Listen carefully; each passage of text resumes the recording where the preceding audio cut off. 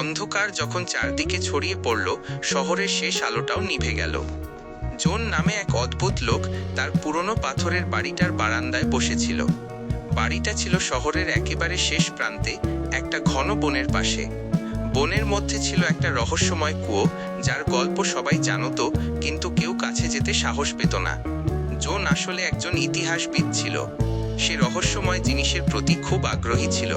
সে জানত যে এই কুয়োটা শুধুমাত্র একটা গভীর কুয়ো নয়, এর গভীরে লুকিয়ে আছে এক প্রাচীন সভ্যতার রহস্য। সে বই পড়ে জেনেছিল যে সেই সভ্যতার মানুষরা তাদের সব জ্ঞান এবং সম্পদ এই কুয়োর গভীরে লুকিয়ে রেখেছিল। অনেক বছর ধরে জন এই কুয়োর রহস্য উদ্ঘাটন করার জন্য গবেষণা করছিল।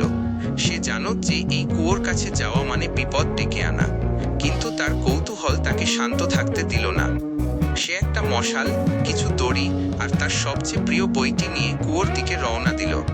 ঘন জঙ্গলের মধ্যে দিয়ে জন সাবধানে হেঁটে গেল। রাত যত গভীর হচ্ছিল, জঙ্গল তত বেশি রহস্যময় হয়ে উঠছিল।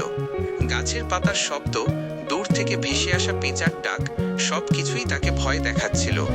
অবশেষে সে কুয়োর কাছে পৌঁছল। কুয়োটা খুব পুরনো ছিল, তার চারদিকে লতাপাতা জড়ানো ছিল।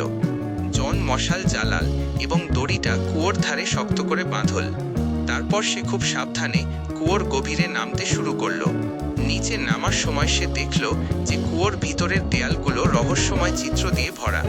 এই চিত্রগুলো ছিল সেই প্রাচীন সভ্যতার ভাষা, যা জন কিছুটা বুঝতে পারত। দীর্ঘক্ষণ নিচে নামার পর জন একটা শক্ত মেঝেতে পৌঁছল।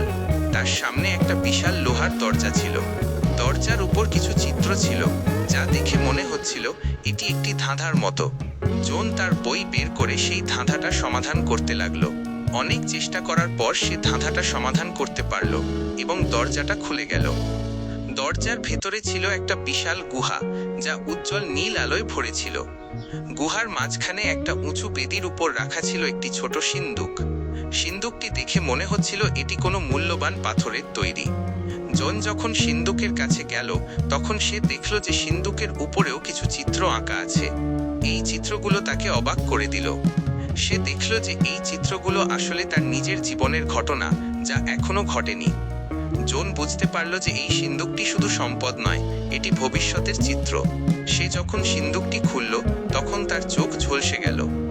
সিন্দুকের ভেতরে ছিল শুধু একটি ছোট স্ফটিকের বল, যা থেকে নীল আলো বের হচ্ছিল। জন যখন সেই বলটি স্পর্শ করল, তখন তার চোখের সামনে ভেসে উঠল ভবিষ্যতের কিছু দৃশ্য। সে দেখল যে এই স্ফটিকের বলটি আসলে সময়কে নিয়ন্ত্রণ করার ক্ষমতা রাখে।